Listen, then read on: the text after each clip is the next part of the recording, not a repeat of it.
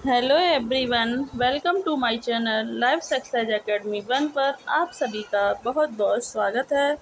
तो आज की इस क्लास में हम हिंदी साहित्य की प्रमुख रचनाओं और उसके से संबंधित विषय वर्णन करने वाले हैं। यह जो क्लास है परीक्षा की दृष्टि से बहुत ही महत्वपूर्ण है और इस क्लास से 4 से 5 अंक पक्के हैं। अगर आपको यह क्लास अच्छी लगे तो इसे ज़्यादा से ज़्यादा लाइक शेयर सब्सक्राइब करें। और देर न करते हुए क्लास शुरू करते हैं। नो बकवास, सीधी बात, चलो क्लास शुरू करें। तो देखते हैं कि तमस तमस जो रचना है यह भीष्म साहनी जी के द्वारा रचित है और तमस के अंतर्गत सांप्रदायिक समस्या का वर्णन किया गया है। तमस जो है यह भारत पाकिस्तान पर आधारित सांप्रदायिक समस्या का वर्णन जो है तमस रचना के अंतर्गत किया गया है। नेक्स्ट देखते हैं रतिनाथ की चाची। तो रतिनाथ की जो चाची रचना है वह नागार्जुन के द्वारा रचित है। नागार्जुन का जन्म 1911 से ईस्वी में हुआ था। नागार्जुन जो हैं वो मार्क्स प्रगतिवादी लेखक हैं और रतिनाथ की चाची रचना के अंतर्गत जो है वो जातीय भेदभाव का वर्णन किया गया है। नेक्स्ट देखते हैं वरुण के बेटे जो रचना है वह नागार्जुन के द्वारा रचित है। इसके अंतर्गत मछुआरों का वर्णन जो है किया गया है। नेक्स्ट देखते हैं राग दरबारी जो रचना है वह श्री लाल शुक्र के द्वारा रचित रचना है। इस रचना के अंतर्गत ग्रामीण जीवन की मूल्यहीनता का वर्णन जो है राग दरबारी रचना के अंतर्गत किया गया है। नेक्स्ट देखते हैं मैला आंचल जो रचना है वो फणेश्वर नाथ रेणु जी के द्वारा रचित है और इसमें मैरीगंज का वर्णन जो है इसके अंतर्गत किया गया है। नेक्स्ट देखते हैं दीक्षा उपन्यास जो है यह नरेंद्र कोहली जी के द्वारा रचित राम कथा पर आधारित उपन्यास है। नेक्स्ट देखते हैं श्रृंखला की कड़ियाँ जो रचना है यह महादेवी वर्मा के द्वारा रचित और भारतीय नारी की स्थिति का वर्णन जो है श्रृंखला की कड़ियाँ रचना के अंतर्गत किया गया है। महादेवी वर्मा का जन्म 1907 ईस्वी में फर्रुखाबाद में हुआ था और महादेवी वर्मा जी को आधुनिक मीरा के नाम से जाना जाता है। महादेवी वर्मा जी को 1982 ईस्वी में ज्ञानपीठ पुरस्कार भी मिला था और इनकी प्रमुख रचनाएं हैं निहार, नीरजा, रस्मरती, सांध्य गीत, दीपशिखा जो हैं इनकी प्रमुख रचनाएं हैं। नेक्स्ट देखते हैं मुक्ति पथ जो है यह उदय शंकर भट्ट के द्वारा रचित रचना है। इसमें बुद्ध के जीवन चरित्र को आधार बनाकर मुक्तिबोध पथ में बुद्ध के जीवन को आधार बनाकर इसका वर्णन किया गया है। और यह जो वर्णन हम इसलिए करा रहे हैं क्योंकि किस विषय में किसका वर्णन किया गया है इससे संबंधित जो हैं प्रश्न परीक्षा में पूछे जाते हैं जो आसानी से हल नहीं हो पाते हैं। इसलिए हमने इन सभी क्वेश्चनों को एक साथ इकट्ठा करके इसका वर्णन किया है जो कि परीक्षा की दृष्टि से बहुत ही महत्वपूर्ण है। आपको यह सभी क्वेश्चन जो हैं एक साथ ढूंढने पर नहीं मिलेंगे, जिसने हमने बड़ी मेहनत से इकट्ठा किया है। नेक्स्ट देखते हैं, युगे युगे क्रांति जो है यह विष्णु प्रभाकर जी के द्वारा रचित रचना है और इसमें पीढ़ीगत संघर्ष का वर्णन जो है इसके अंतर्गत किया गया है। नेक्स्ट देखते हैं, कोकार्ड जो है यह जगदीश चंद्र माथुर के द्वारा रचित रचना है और इसके अंतर्गत प्रभुसत्ता शासन एवं गरीब शिल्पी के संघर्ष की कहानी का वर्णन जो है इसके अंतर्गत किया गया है। नेक्स्ट देखते हैं, आषाढ़ का एक दिन जो रचना है यह 1958 में रचित है, जो कि मोहन राकेश के द्वारा रचित है।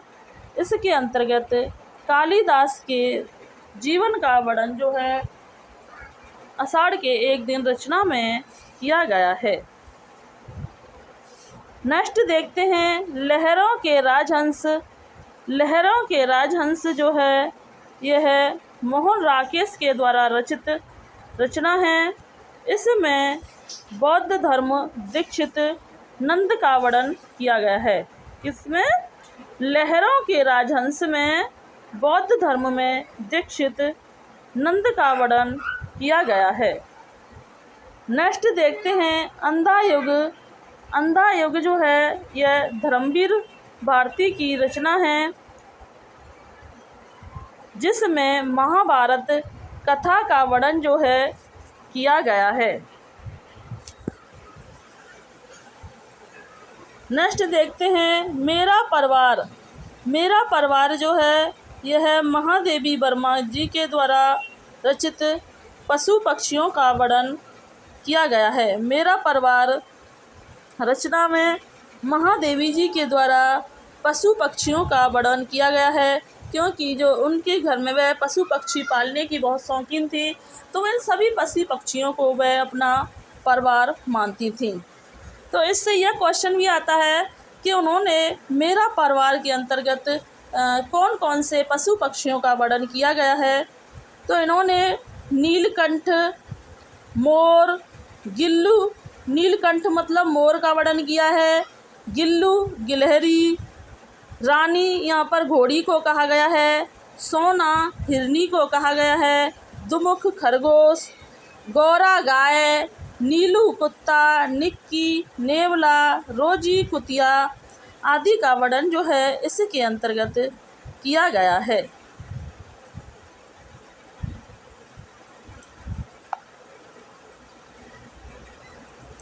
नेक्स्ट देखते हैं कि पथ के साथी महादेवी वर्मा के द्वारा रचित है और इसमें महादेवी वर्मा के जो लेखन साथी हैं उनका वर्णन जो है पथ के साथी के अंतर्गत किया गया है।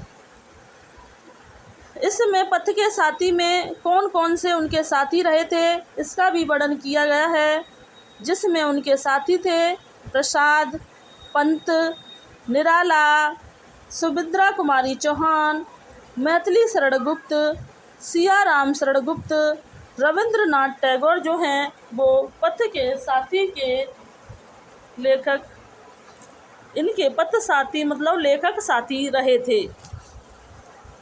नेक्स्ट देखते हैं, साकेत जो है यह मैथिली शरण गुप्त के द्वारा रचित रचना है, जो कि 1931 में रचित रचना है और इस जो कि राम कथा पर आधारित रचना है।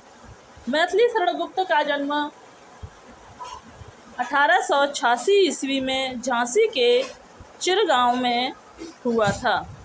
मैथिली शरण गुप्त को राष्ट्र कवि के रूप में जाना जाता है और इन्हें राष्ट्र कवि की उपाधि जो है यह महात्मा गांधी जी के द्वारा दी गई थी। मैथिली शरण गुप्त जो हैं एक राज्यसभा के सदस्य भी रह चुके थे।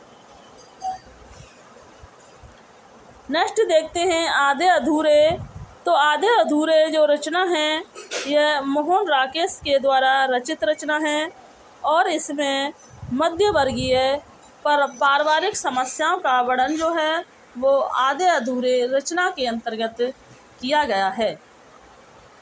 नेक्स्ट देते हैं ध्रुव स्वामिनी।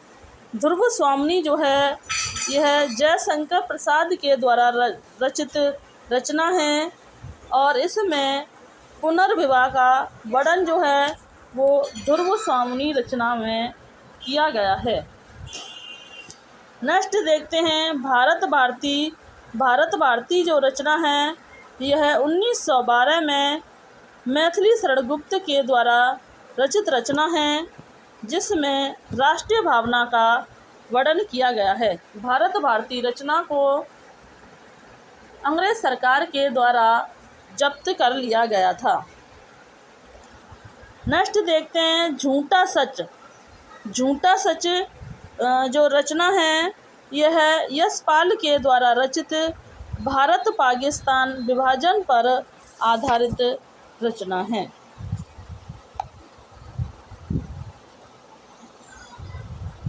नेक्स्ट देखते हैं कि तमस जो रचना है वो भीष्म साहनी जी के द्वारा रचित है जो कि भारत पाकिस्तान पर आधारित रचना है। नेक्स्ट देखते हैं सिक्का बदल गया जो रचना है यह कृष्णा सोबती जी के द्वारा रचित भारत पाकिस्तान पर आधारित रचना है। नेक्स्ट देखते हैं प्रिय प्रवास जो है 1914 में रचित खड़ी बोली महाकाव्य में रचित खड़ी बोली प्रथम रचना है और यह हरियोध उपाध्याय जी के द्वारा रचित है और इसमें राधा कृष्ण की जीवन कथा का वर्णन जो है किया गया है। नेक्स्ट देखते हैं भूमिका। यहाँ भूमिका नहीं है, यह जो रचना है वो भूमिजा है, यह भूमिका नहीं है, यह है भूमिजा। भूमिजा जो है यह नागार्जुन के द्वारा रचित है और इसमें राम कथा का वर्णन जो है किया गया है। नेक्स्ट देखते हैं कनुप्रिया। कनुप्रिया जो है यह धर्मवीर भारती जी के द्वारा रचना है। इसमें राधा कृष्ण का वर्णन जो है वो कनुप्रिया रचना के अंतर्गत किया गया है। नेक्स्ट देखते हैं राउल वेली। राउल वेली जो है यह रोड़ा कवि के द्वारा रचित रचना है और इसमें नखशिख नाव का वर्णन किया गया है। राउल वेल जो है एक श्लाघित रचना है। नेक्स्ट देखते हैं हनुमान बाहुक।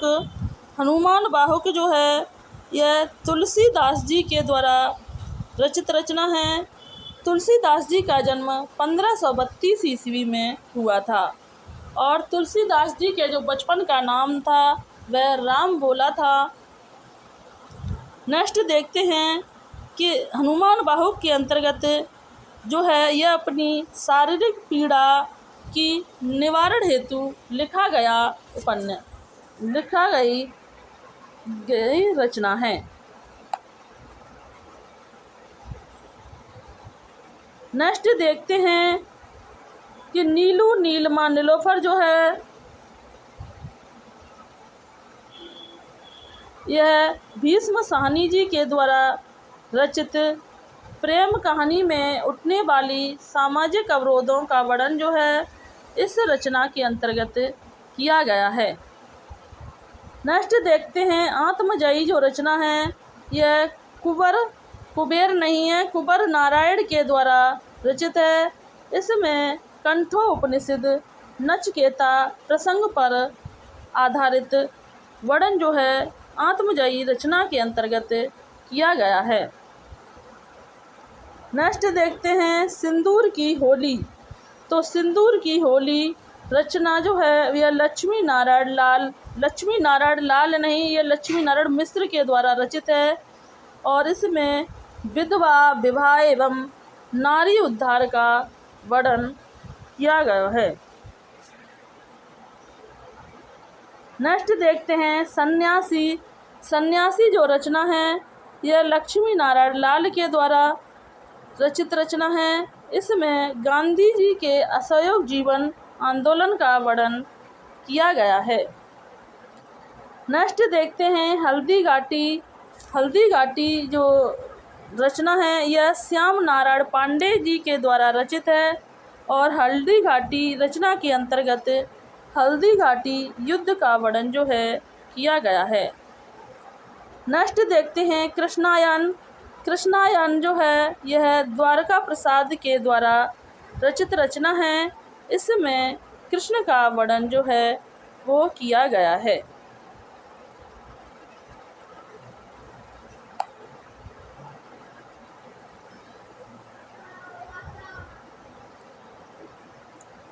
नेक्स्ट देखते हैं भिखारिनी जो रचना है यह विशंबर नाथ कौशिक के द्वारा रचित रचना है। इसमें अंतरजातीय विवाह की समस्या का वर्णन जो है इस रचना के अंतर्गत किया गया है। नेक्स्ट देखते हैं कवितावली जो है यह तुलसीदास जी के द्वारा रचित रचना है।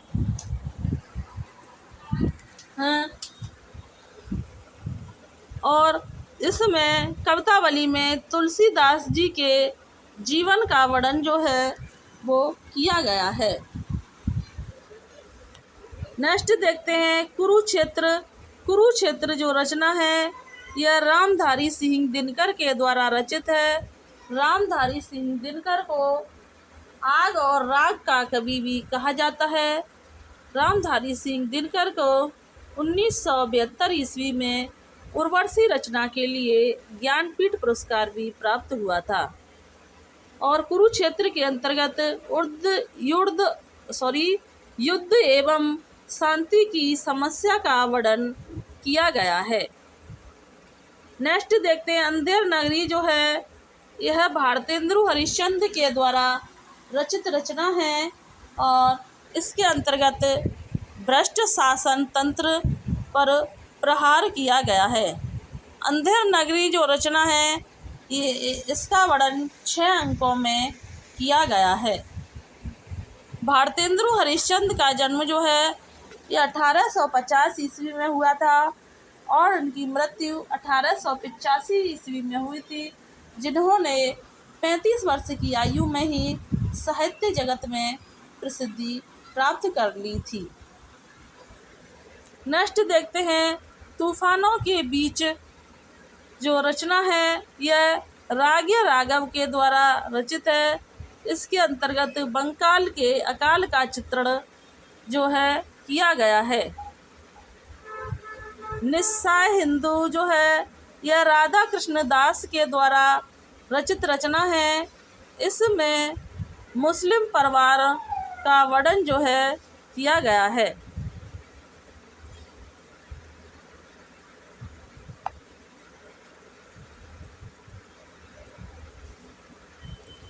नेक्स्ट देखते हैं कि 3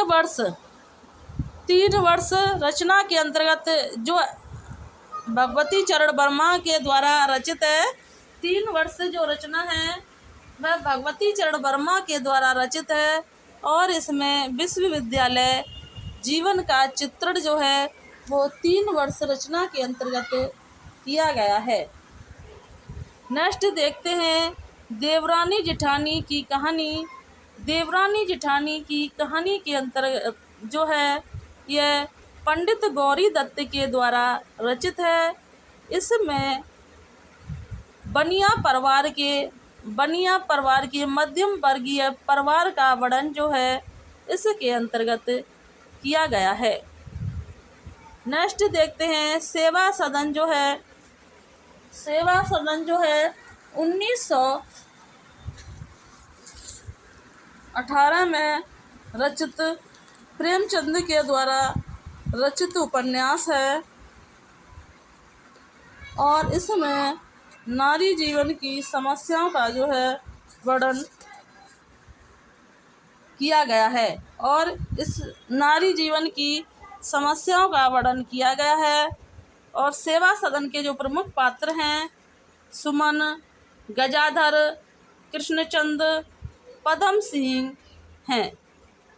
नेक्स्ट देखते हैं प्रेमाश्रय। प्रेमाश्रया नहीं है, यहाँ प्रेमाश्रय है जो कि 1922 ईस्वी में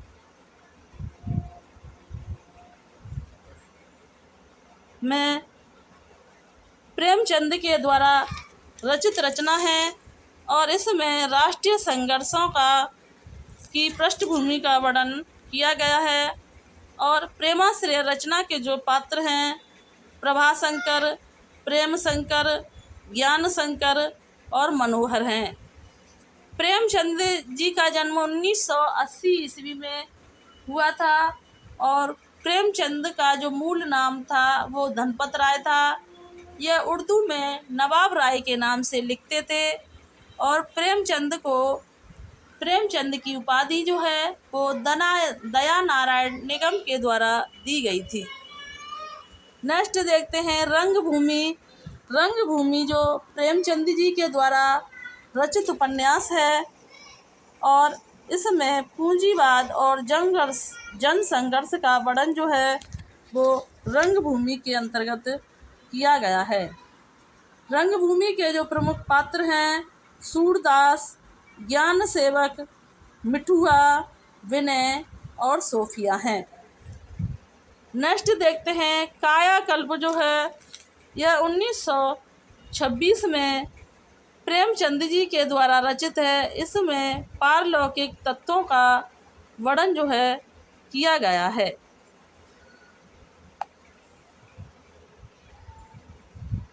नेक्स्ट क्वेश्चन देखते हैं कि निर्मला जो है यह 1927 में रचित उपन्यास है और इसके अंतर्गत दहेज प्रथा एवं अनमेल विवाह का वर्णन किया गया है।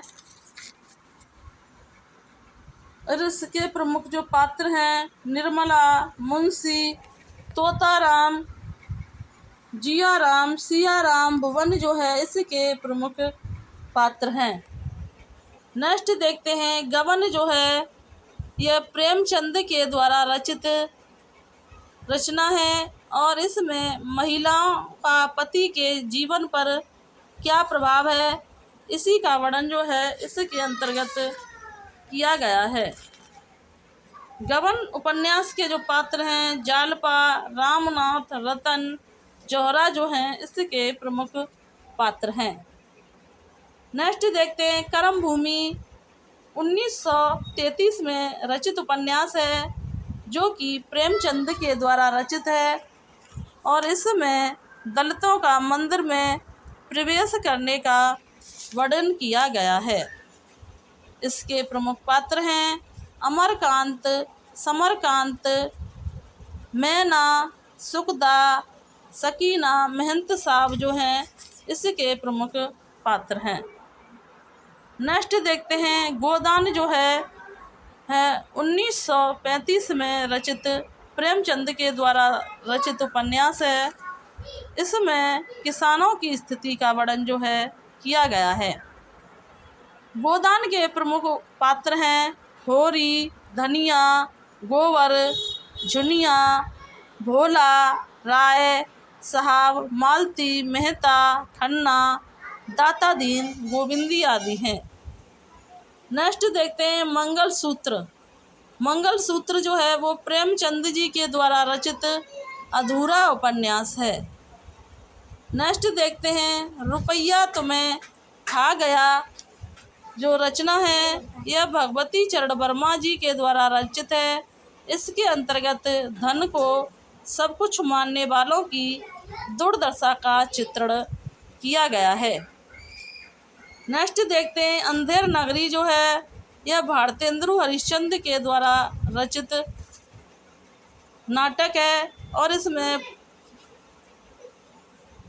मूर्ख राजा का वर्णन जो है इसके अंतर्गत किया गया है। अंधेर नगरी जो नाटक का वर्णन किया गया है वो 6 अंकों के अंतर्गत किया है। तो आज की इस क्लास में हमने महत्वपूर्ण रचनाओं के विषय के बारे में बताया। अगर आपको यह क्लास अच्छी लगी हो तो इसे ज़्यादा से ज़्यादा लाइक, शेयर, सब्सक्राइब करें और ऐसे ही निरंतर महत्वपूर्ण टॉपिकों के साथ प्रैक्टिस करने के लिए इस चैनल को सब्सक्राइब करें। Thanks watching this video. जय हिंद, जय भारत।